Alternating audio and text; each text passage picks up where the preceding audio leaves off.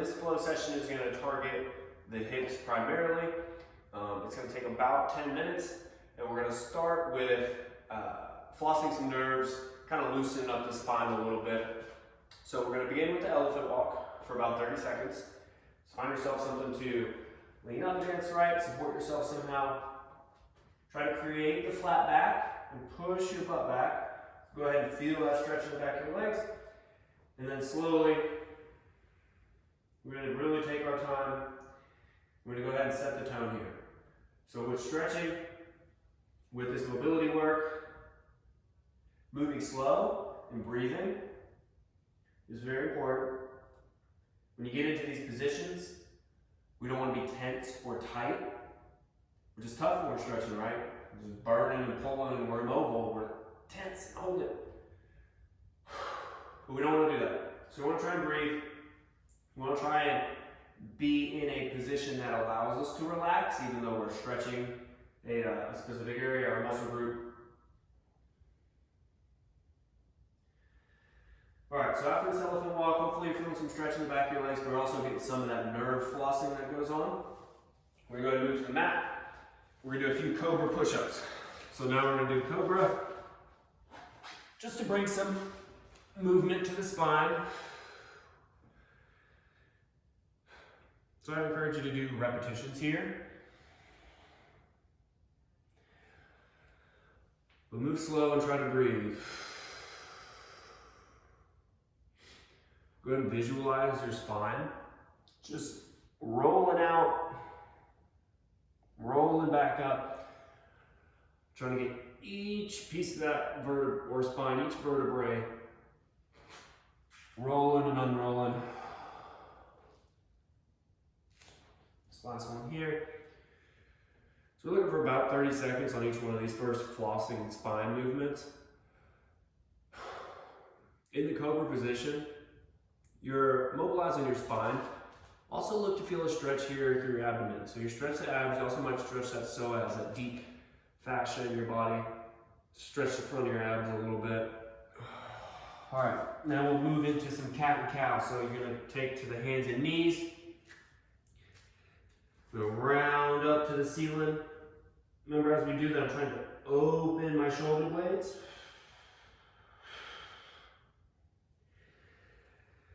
And then lower the belly and the spine through the shoulders.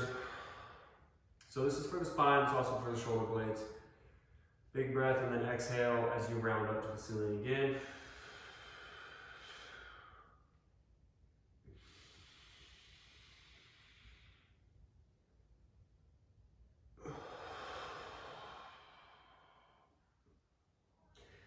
When you're performing the cat-cow, try to feel each part of your shoulder blade and the scapula moving. Right, so as I drop my spine between them, I should feel some movement back there in those shoulder blades. And then as I bring my spine up to the ceiling, I should feel those shoulder blades kind of round out, make some space, feel them articulate a little bit for the cat-cow. All right, so we're gonna go ahead and start moving into some of these stretches. Hopefully you have a mat underneath you. You might need that or a pad or something else for your knees at times. So we're gonna come to this half kneeling position. We're gonna perform this half kneeling hip flexor stretch. All right, so in this position, I'm not creating a stretch by going long, right? My knee's right beneath me, I'm getting tall, and I'm turning this glute on. When I squeeze that glute, you should feel it in the hip flexor here. So go ahead and do that, turn on the glute, foot is back there driving. This is an active stretch. You're lengthening here. Keep the chest tall, somebody's trying to pull you up to the ceiling. Feel that stretch in your hip flexor and keep the glute firing. All right, so it's about 30 seconds on that side. We're gonna do 30 seconds on each side. We're gonna do it twice. So split stance, plant that back toe, get the glute turned on. You should feel it here. And once you turn that on the hip flexor, just keep it, hold it. You can drive into it a little bit. Make sure you stay tall. You're stretching everything through here. Big breaths.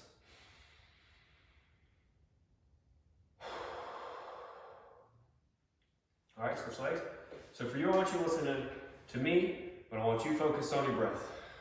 Big breathing.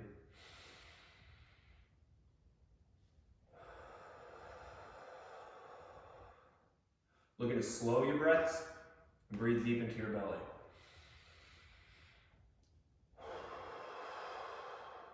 All right, let's hit that last hip flexor here. Switch sides. Glute is turned on. Hip flexor stretching now.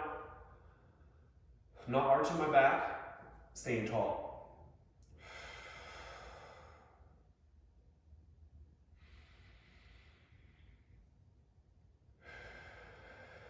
Okay, next we're going to move into an alternating Spider-Man lunge. So this is going to be a movement involved in this one. What I want you to do is keep the back knee off the ground. And I want you to breathe and relax through this, all right? So we're going to hit that plank push-up position. We're going to bring one leg up, all right? It does not have to go all the way to your hand, especially on this first rep. Bring it up. You'll let the hips settle a bit, but you're not going to take the knee to the ground. You're going to send that foot back. You're staying up here, bring the other leg up. Same thing, let my hips settle down. But during this whole time, the only thing touching the ground are my hands and my feet. So I'm not going to drop that back knee. All right, let's keep alternating here. Try and bring up that leg just a little bit farther each time.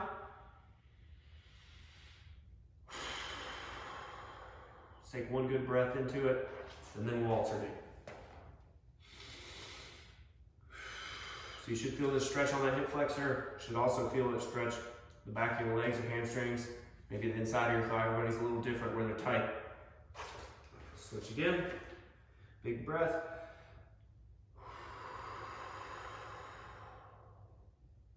Generally, my head, shoulders, and eyes, switch, are staying up.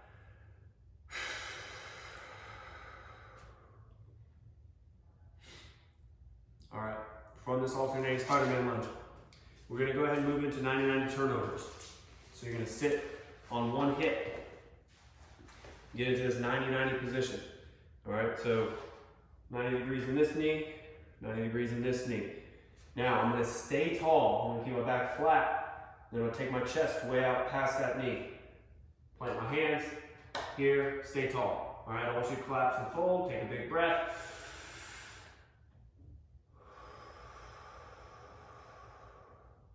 And we're going to switch. Turn the hips over. Take a moment to get that good position. Establish the stretch on that underneath hip. Right, you should be feeling that in that buttocks, that hip that's right on the ground. Feel the stretch, nice and tall, and you can settle into it. All right, so we're going to move through a few reps here. Pass them back to the other side. Find the stretch,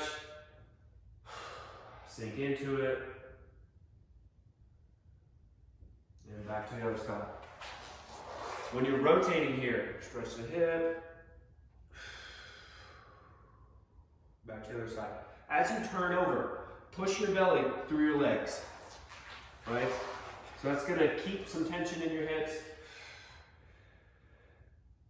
It's gonna challenge your hips a little bit more to lean into it while you rotate.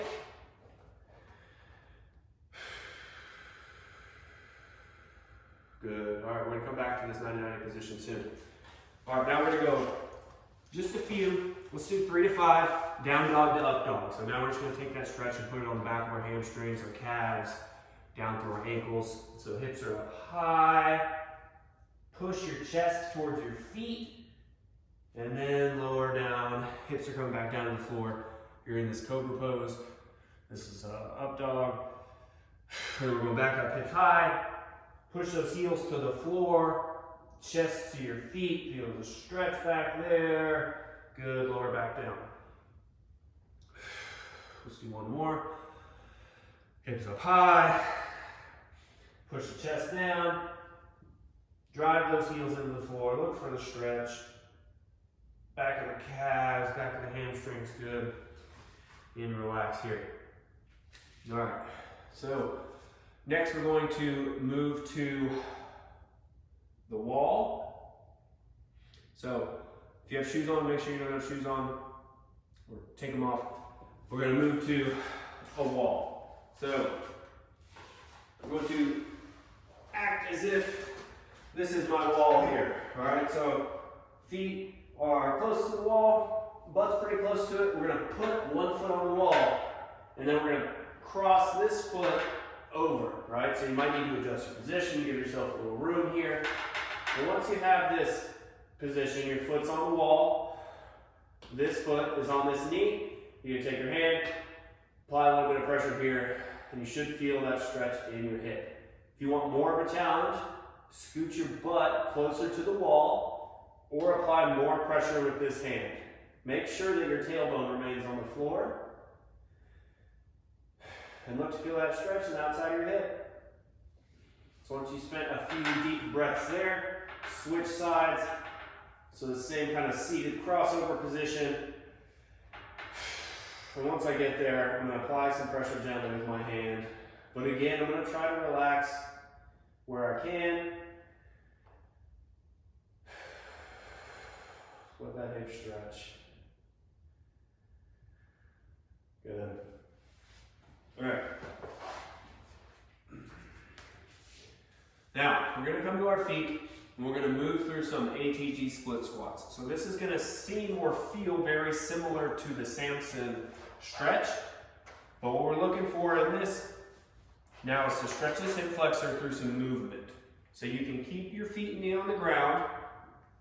Then you're going to try and take this forward knee out over that toe.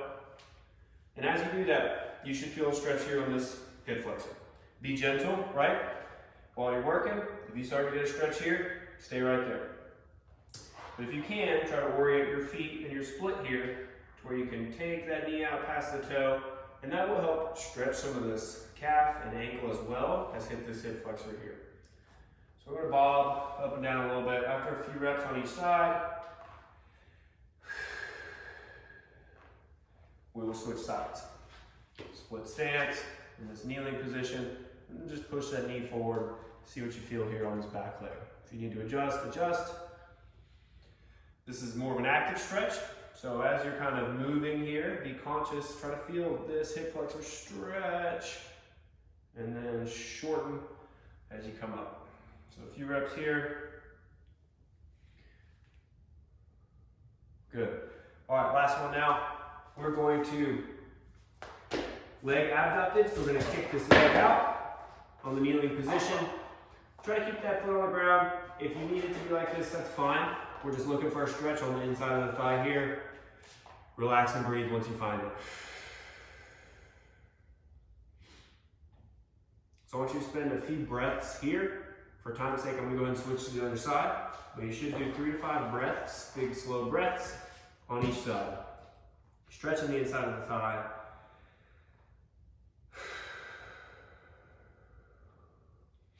All right, and now last position, we're going to come back to this 90-90, and we're going to find the stretch on the hip, and we're going to hold it. We're going to do 3 deep, slow breaths. So go ahead.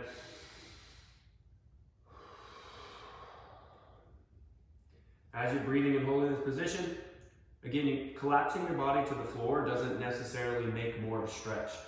Think of pushing your belly button down into your leg, and that will deepen the stretch. You don't even have to move your shoulders and your upper body. So after 3 to 5 breaths on this side, switch to the other side. Finish up on the other side. 3 to 5 deep, slow breaths there. All right, and that is the flow here. Now, optional bonus work for your hips. If you have a foam roller, stick it under your butt, and one glute at a time, spend a little bit of time foam rolling those glutes. Glutes are big muscles, they're very deep. They do a lot in relation to our hips. So this is one way for you to kind of affect the soft tissue in that area. Hurts a little bit depending on how sore you are, but let it settle. Find those deep spots that are a little tender. Sit on it, take a break or a breath, all right? We can do the other side. So if you roll the glutes here at the end of this, that'll help continue to loosen you up, and you should be feeling good. Hope this helps. Remember, the main point here is as you're moving through this, use breath as your guide. So don't even time it. 30 seconds per side, whatever, 60 seconds here. Count breaths, count by breaths, all right? That'll help you keep a better flow. While you're going through it, you'll get more out of the stretches. You'll get more stretching and more out of this elasticity in the body and its tissues if you're relaxed than you are holding on to something tight, okay? You got it.